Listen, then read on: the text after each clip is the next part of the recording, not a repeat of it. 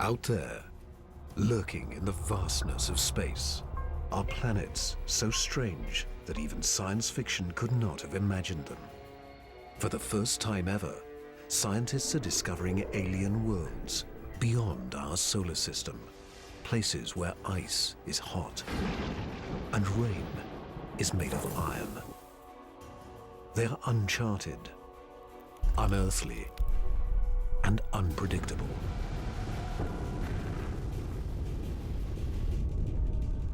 And somewhere, hidden among these strange new worlds, scientists seek the greatest discoveries of all.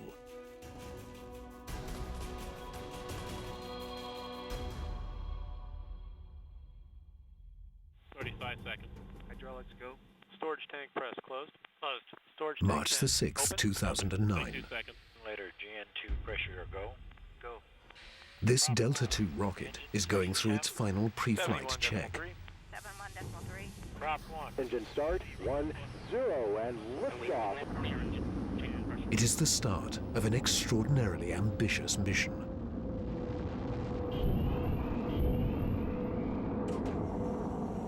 The Kepler Space Observatory is hunting for Earth-like planets within a region of 100,000 stars.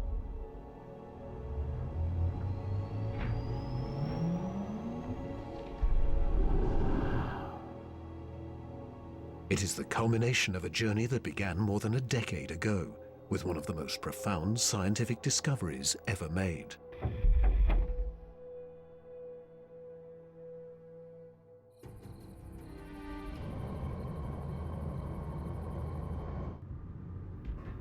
In 1995, Swiss astronomer Michel Mayor and his team make a routine observation of stars in the constellation Pegasus, located 50 light-years away.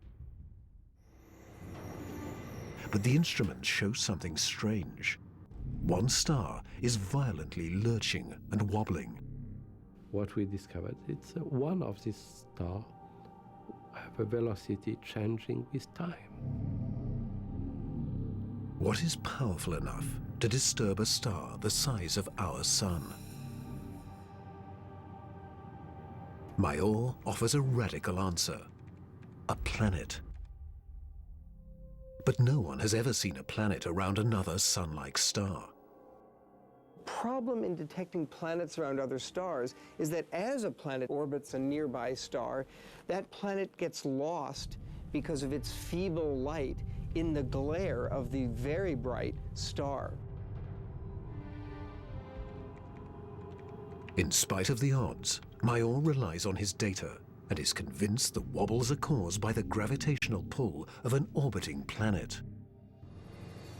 When I read this claim from Michel Mayor, I was very skeptical. There had been many false claims of the first planet ever discovered around another star, and I thought to myself, oh boy, here we go again.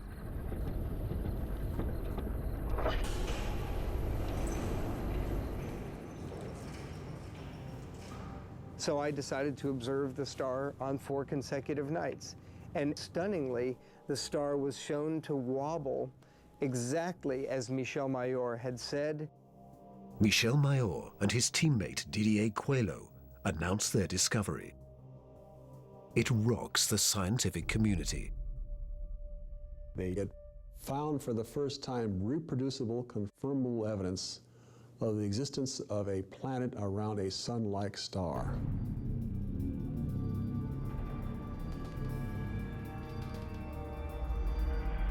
Officially called 51 Pegasi b, the planet is nicknamed Bellerophon in honor of the Greek hero who tamed the winged horse Pegasus. It is a planet that breaks all the rules. Bellerophon roasts in the blazing starlight at temperatures of roughly 1,800 degrees Fahrenheit, almost 1,000 degrees Celsius.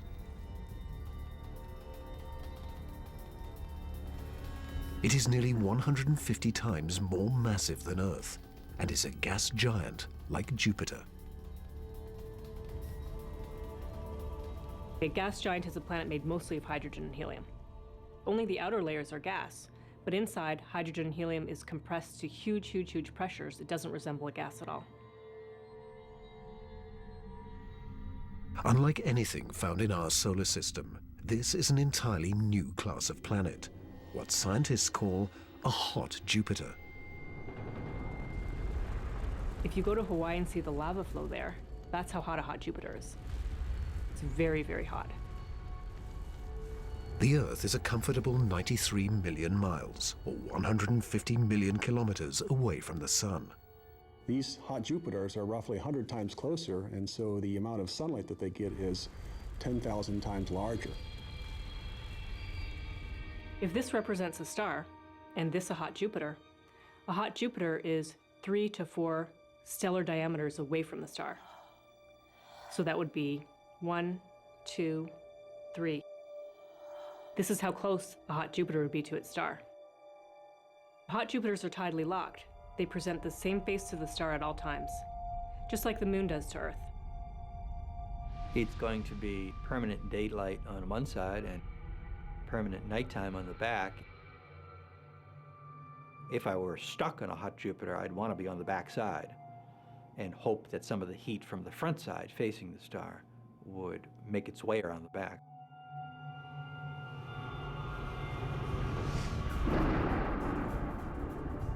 The variations in temperature make Bellerophon's atmosphere extremely windy.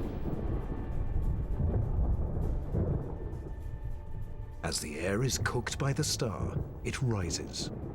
Cooler air rushes downward to replace it, just as it does on Earth.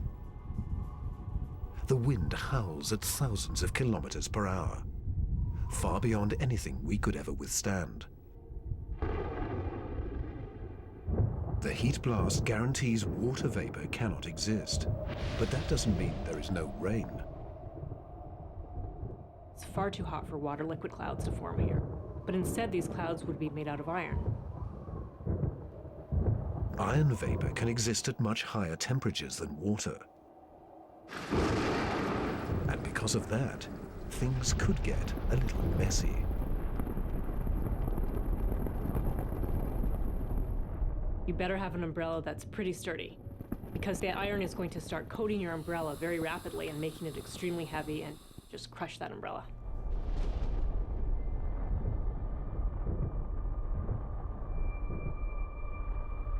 The sky overhead is filled with dancing curtains of color.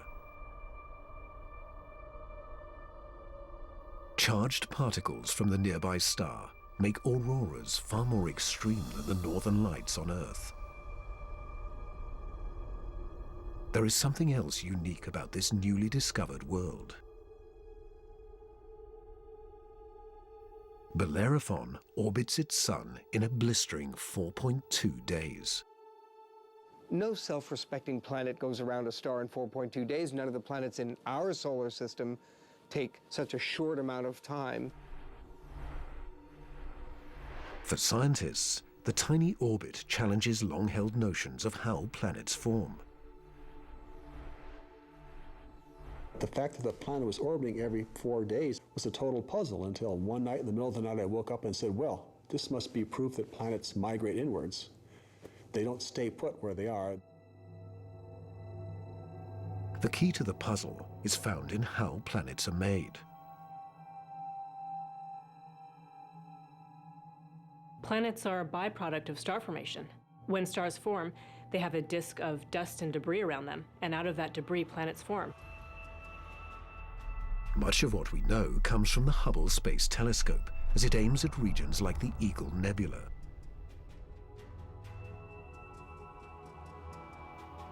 This interstellar cloud is studded with collapsing disks of dust and gas.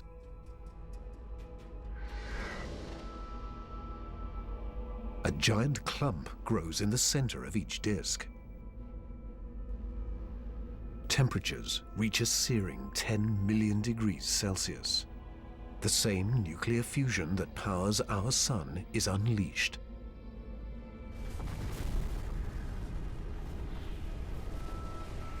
The star is born.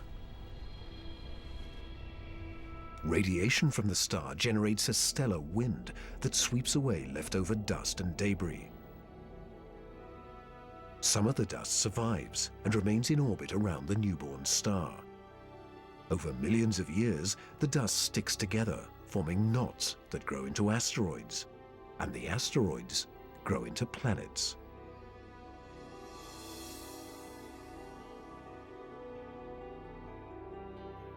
These planets migrate through the disk until they find a stable orbit. This is why Bellerophon is so close to its parent star. But one newly discovered world has found its stable orbit in a place no planet should ever go.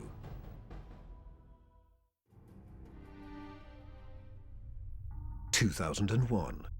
The Hubble Space Telescope is directed to an obscure star some 150 light-years away from Earth, in the constellation of Pegasus. This is the same region where Bellerophon was found 6 years earlier.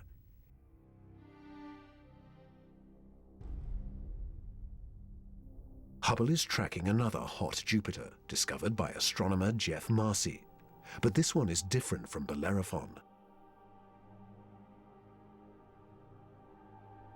You've probably heard of the planet HD 209458b. It's a terrible name. A terrible name for a terrible place. HD 209458b has been dubbed by some as Osiris, after the Egyptian god of the dead. Osiris is over 200 times more massive than Earth. It has migrated perilously close to its sun. At a mere 4 million miles, or almost 6.5 million kilometers from the blazing solar surface, Osiris broils in a planetary hell. The average daily temperature on Osiris is over 1,000 degrees Celsius. Forget global warming. This is global frying, and it causes Osiris to lose an estimated 500,000 metric tons of air every second. There's a leak of gas, a steady stream of hydrogen and helium, and that's making a big, huge cloud all around the planet. Its atmosphere is bleeding into space. Scientists speculate that a colossal trail of gas spirals behind the planet for thousands of kilometers.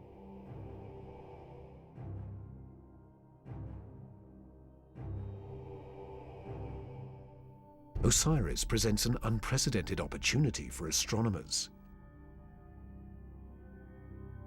Using Hubble, they analyze the alien planet's bloated atmosphere. This is the absolutely first time where we could tell what is the composition of the atmosphere of an extrasolar planet.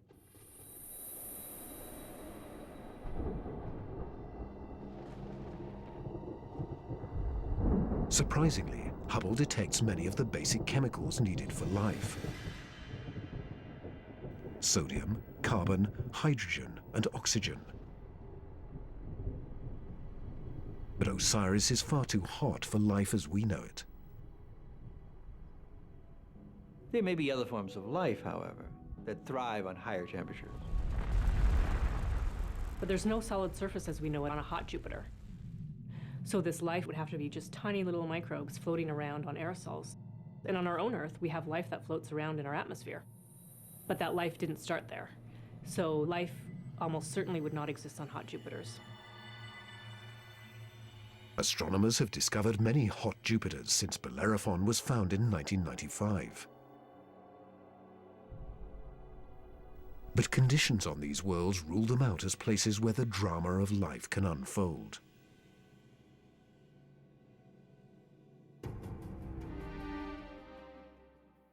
However, one of these gas giants is a planet that teases the rules of evolution.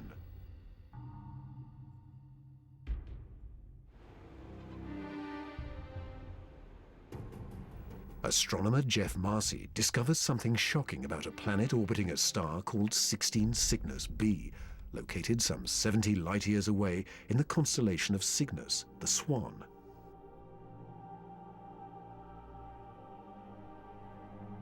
The planet was clearly in an elongated orbit, bringing the planet close to and then far from the host star.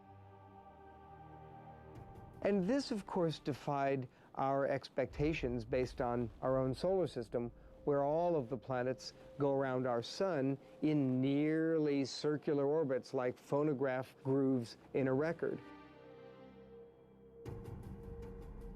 Like a giant yo-yo in space, the gas giant swings back and forth across its solar system. That's like the Earth swooping 25 million miles, more than 40 million kilometers closer to the Sun, then slinging past Mars, all the way out towards Jupiter every year.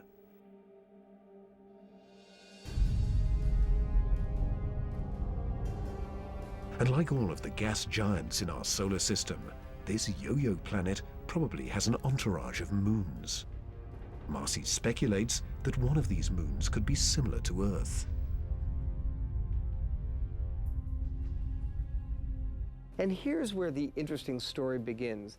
Imagine a rocky moon with lakes, oceans, maybe streams and waterfalls on the surface. The moon orbiting its planet, the two of them orbiting the host star. Unlike the airless moon that circles the Earth, this moon is a world with extreme seasons. On Earth, the seasons are caused by the tilt of our planet. Here, they're caused by the elongated orbit.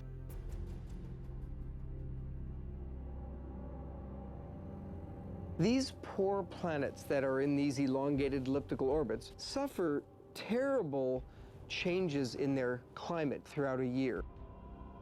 As they make their closest approach, the yo-yo planet and its moon are blowtorched by the star. Summer begins. The atmosphere on the Earth-like moon is savaged by raging storms. Category 5 hurricanes on Earth are tiny eddies compared to the monster vortexes that form here.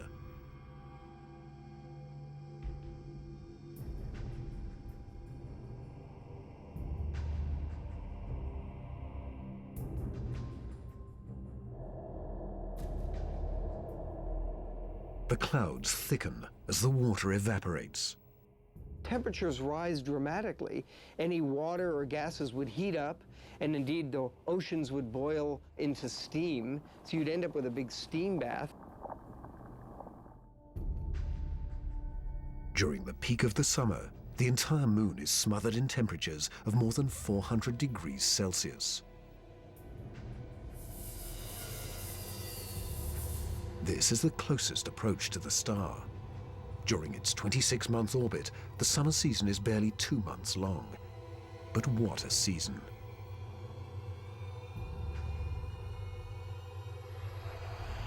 The planet and its moon swing away from the furnace of the star. Temperatures fall to ranges we would find temperate and comfortable.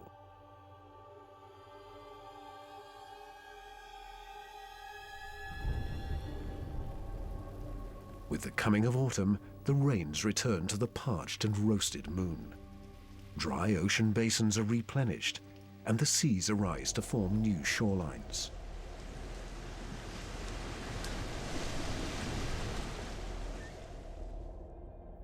Tranquility prevails as the yo-yo planet and its moon slip into the deep freeze of winter. Now over 200 million miles, more than 320 million kilometers from the star, the daytime sky is dark. Temperatures hover around minus 160 degrees Celsius.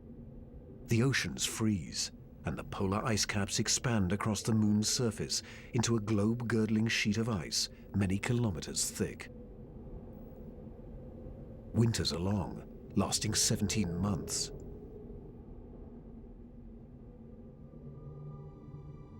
With the coming of spring, the sun looms large in the skies over this hapless moon as the ice cracks and melts violently. Huge icebergs carve into a stormy and fast-rising ocean.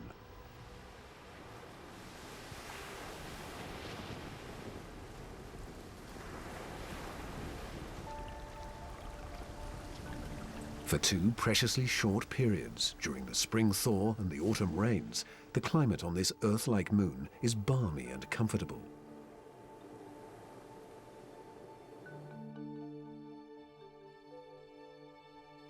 At a distance of 93 million miles, or 150 million kilometers from the star, roughly the same distance as Earth from the Sun, the elliptical orbit of this planet and its moon crosses an area around the star some scientists call the Goldilocks zone. The conditions here are just right for life. If you're too close to the star, then it's too hot. If you're too far away, then it's going to be too cold and everything's going to be icy. But then if you're right in the middle, it's just right. Every star has a Goldilocks zone. Where that zone is depends on the size and temperature of the star. In our solar system, Venus marks the inner boundary and Mars the outer boundary. Earth and its abundance of life is right in the middle. The Yo-Yo planet passes through the Goldilocks zone twice a year, for 3.5 months during the spring as it races inbound, and again in the autumn for 3.5 months as it hurtles back into the colder reaches of space. Could life survive the conditions outside the Goldilocks zone?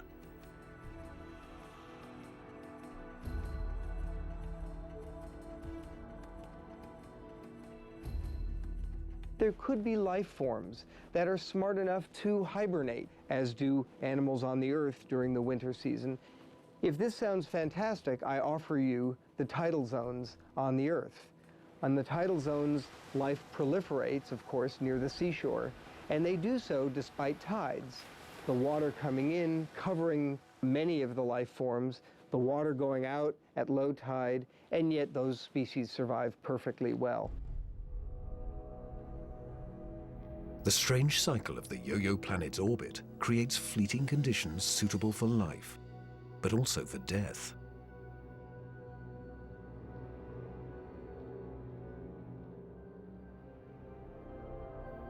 Some alien planets are even more bizarre.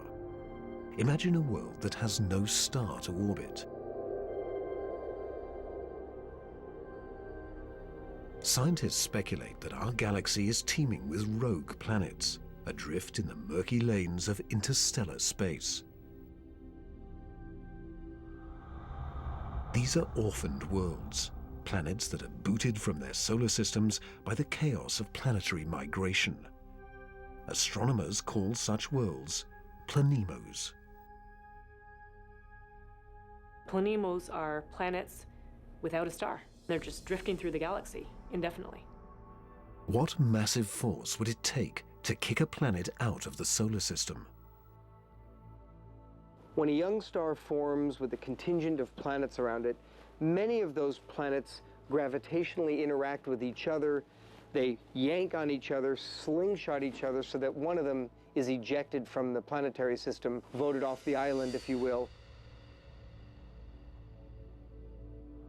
If you were, unfortunately, a resident on a planet that was kicked out by a collision or a near collision with another large object, you'd probably rapidly move out of the habitable zone. There are hundreds of billions of these lost, wayward, poor, wandering planets out in our Milky Way galaxy with no parent star to warm them up. Cold, dark, and quiet. Because planemos have no sun, they are worlds without days or years.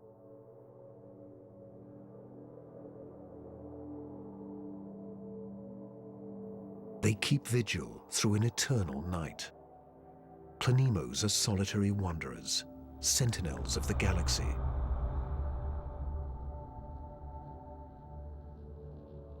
But just because it's out there drifting in space doesn't mean a planemo is dead. If the planemo is a rocky world, it could well have life on it. A small rocky planemo without an atmosphere will slumber in extreme cold, far colder than the coldest winter's day at our own South Pole.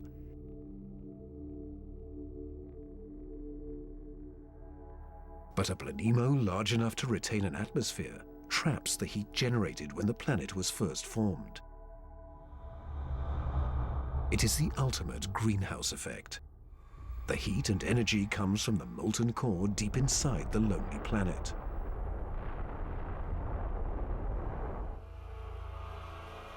If the Planemo is a gas giant like Jupiter, it may have a system of moons. The gravitational pull between the Planemo and its moons creates friction, causing the interior of the moons to stay warm. These moons could also have life on them, in the same way that Jupiter's moon Io has volcanoes and has a lot of heat energy being generated by interactions with Jupiter and the other moons. If anything lives here, it will be single-cell organisms like common bacteria found on Earth, not complex life forms. Without a sun to provide photosynthesis, these tiny organisms derive their energy from the chemistry in the soil of the Planemo or its moon.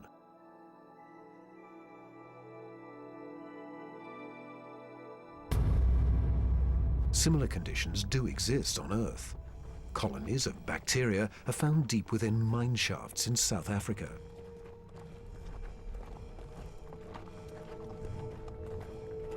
They have no access to oxygen or light and survive entirely on the chemicals they make from the surrounding dirt.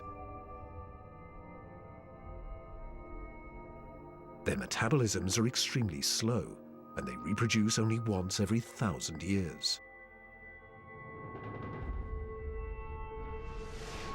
If life dwells on a sunless Planemo, it could be organisms like these, marooned when their planet was young.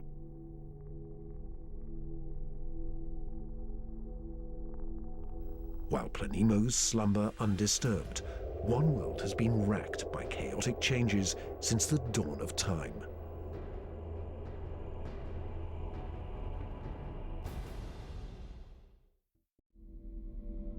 In 2003, astronomers confirmed the existence of a relic from the dawn of time in the constellation of Scorpius.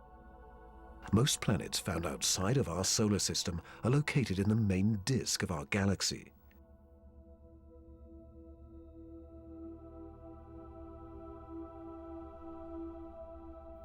But this world is perched high above the plane of the Milky Way in a cluster of nearly 10,000 primordial stars.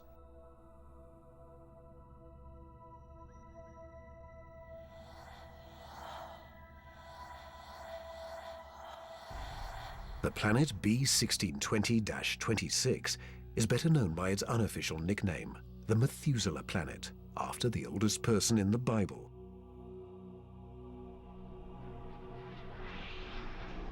The reason this has been known as the Methuselah planet is because that cluster is about 12 billion years old or so.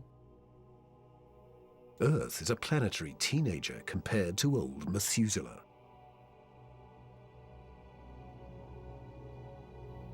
Roughly 8 billion years before the Earth is formed, Methuselah is a young gas giant, perhaps with raging tempests and an entourage of moons.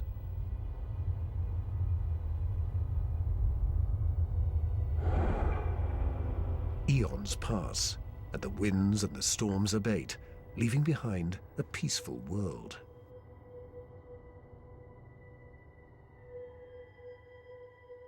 Suddenly, two stars loom in the sky. These are the burned-out cores of long-dead stars haunting the cluster.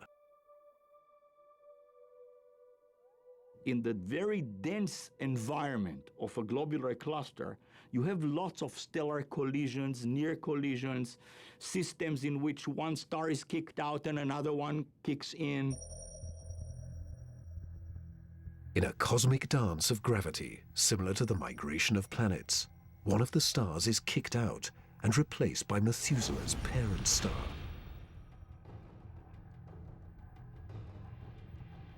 Methuselah is now a planet with two suns. Every day has two dawns and two sunsets. Every cloud and every object casts two shadows. Over time, the original parent star begins to expand, a sign that the star is dying. It swells until it becomes a giant red star and spills onto the neutron star. The neutron star devours the red giant.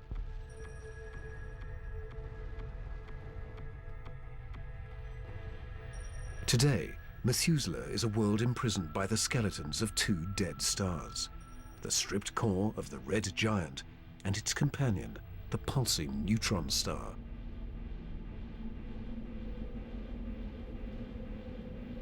Methuselah is a survivor.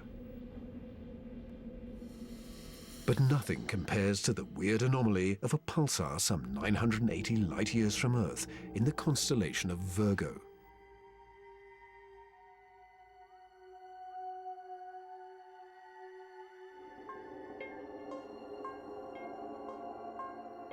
From afar, a pulsar looks like a blinking light, but up close, pulsars machine gun their surroundings with deadly radiation.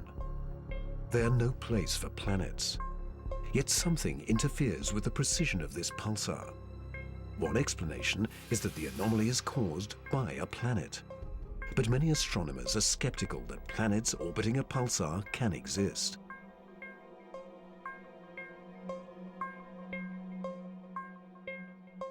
The reason that's a problem is because pulsars are formed in these incredible explosions.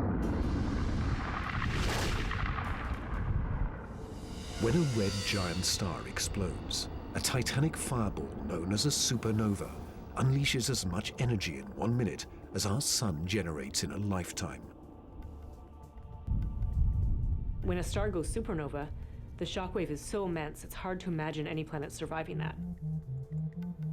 When the cosmic dust clears, all that remains is the crushed core of the red giant, pulsing in the heart of an expanding debris field.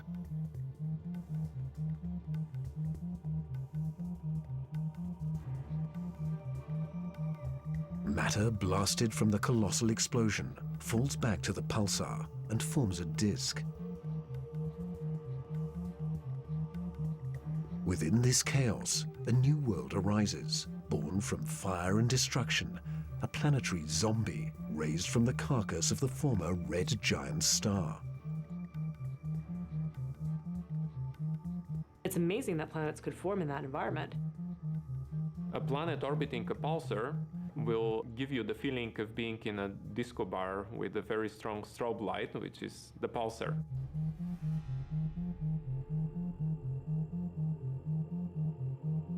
Radiation from this stellar beast breaks down the organic molecules needed for life. The pulsar has these very strong magnetic fields that are being spun around as the star is rotating quickly, and it's picking up any material, electrons, protons, and speeding them up and slinging them out at high speed. So it's like a solar wind with a vengeance. I can't imagine that there would be much of an opportunity for even simple life, microbial life, to emerge and to flourish on a planet around a pulsar. Largely because if you were in the pulse, you'd be severely energized, and if you were not in the pulse, you would be completely devoid of energy. The discovery of pulsar planets shows how new worlds can form in the wake of a star's destruction. No matter where a planet arises, the process of its birth is fraught with danger.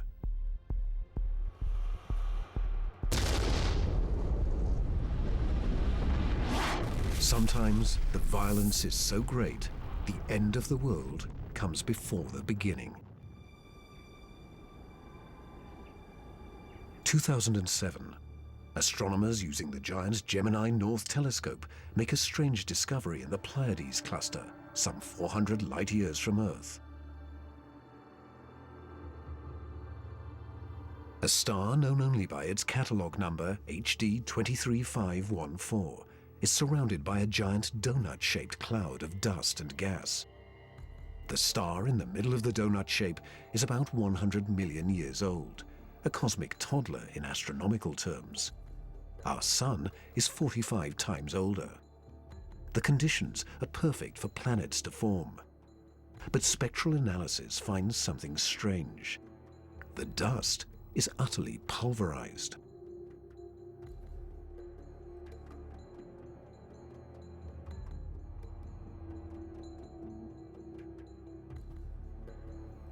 Typically, a newborn star is surrounded by fledgling planets. Planets form around the young star in a protoplanetary disk of gas and dust.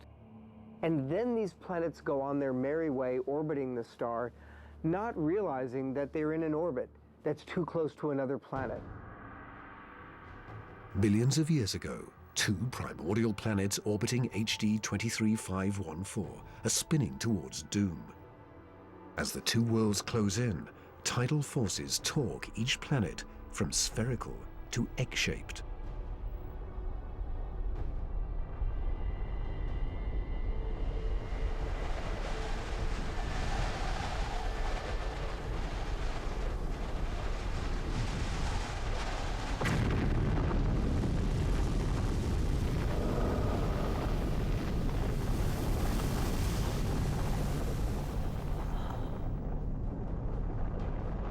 The two worlds are annihilated, creating the dust and debris seen around star HD 23514.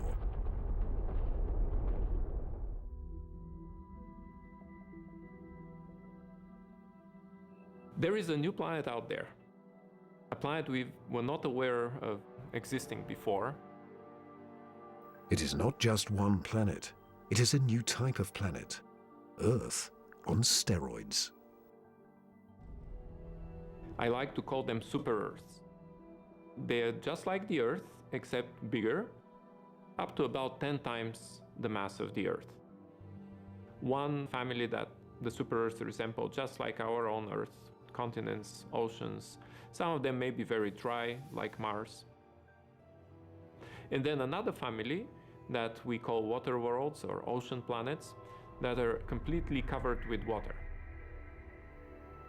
Welcome to Gliese 581c.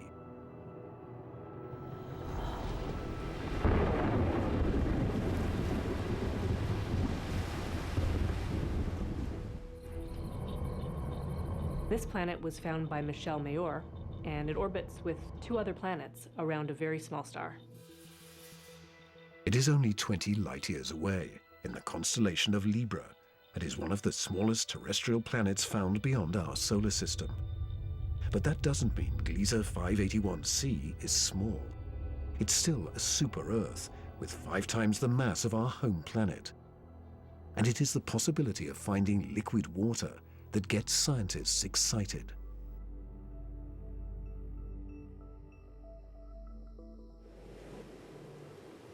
An ocean planet feels like being in the middle of the Pacific Ocean, with no land in sight, just water, puffy white clouds, and blue sky above you.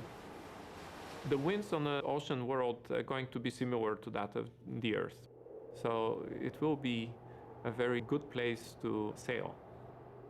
The weather's absolutely perfect. Every day you get a clear blue sky, and the sun just stays in the same place. Now, how's that for weather prediction? No land anywhere, even far beneath the surface.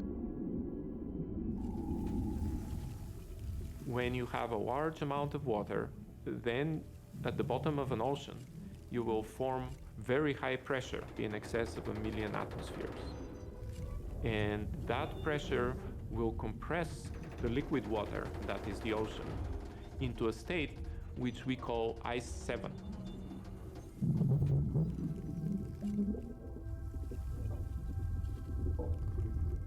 No, it's not like ice in your refrigerator. The molecules of water that are in the ice in your refrigerator are kind of all jumbled up. But if you form ice under very high pressure, then the water molecules can become ordered, they can become aligned.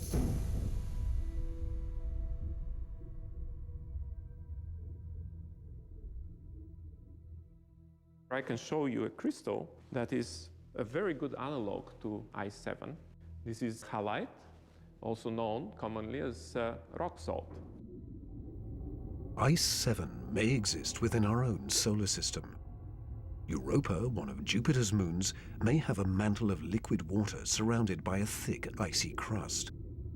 The pressure from the crust is so great that Ice 7 might exist deep within these uncharted seas. If we scale up and thaw out Europa, it may be a water world similar to Gliese 581c.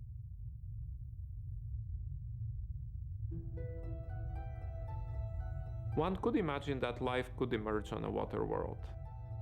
After all, water is essential to life on Earth. Everywhere on Earth where there is water, there is life. You cannot find a sterile drop of water on Earth unless you put it in the microwave yourself. On this water world, there could be bacteria or any kind of life in the ocean itself.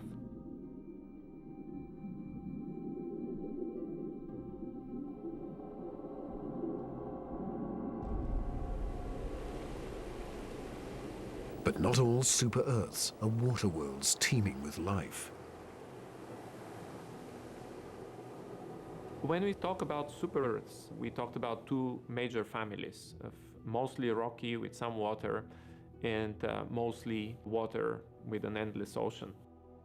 But one has to add to those a third family of probably very rare super-Earths and Earth-like planets, which are called carbon planets. A carbon planet is unlike anything we've ever seen anywhere. A place with an alien chemistry, but loaded with very earthly treasures.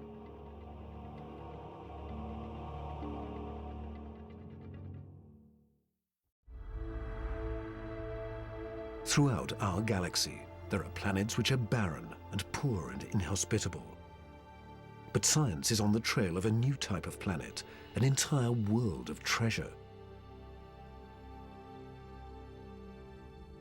In our own solar system, in our sun and in all the stars nearby, there's always more oxygen than carbon. But if we think of a place in the universe where there's more carbon than oxygen, then planet formation is very different. Spectral analysis shows carbon to be far more plentiful 26,000 light-years away, near the center of our galaxy. Planets that form here may contain a rich abundance of carbon.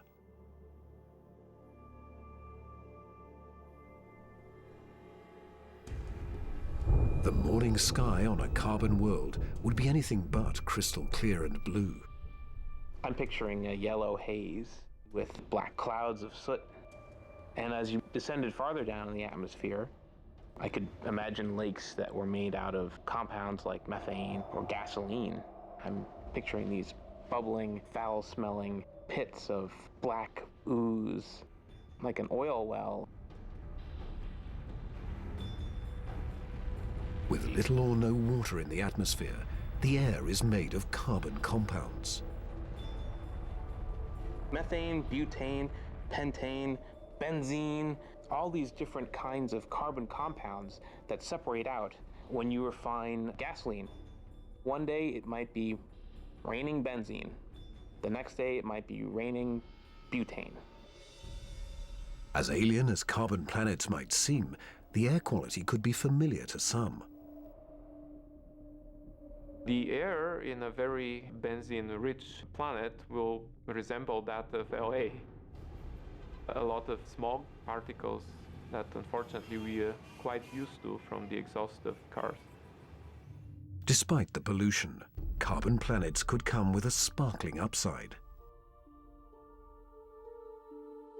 You might see diamond because the planet may have substantial quantities of pure carbon that it's formed out of. And pure carbon, when you compress it, tends to form into diamond. The secrets of exotic planets like these are waiting to be discovered all across the galaxy. But astronomers won't be satisfied until they find the Holy Grail, a planet like our own, one that sustains life, the next Earth.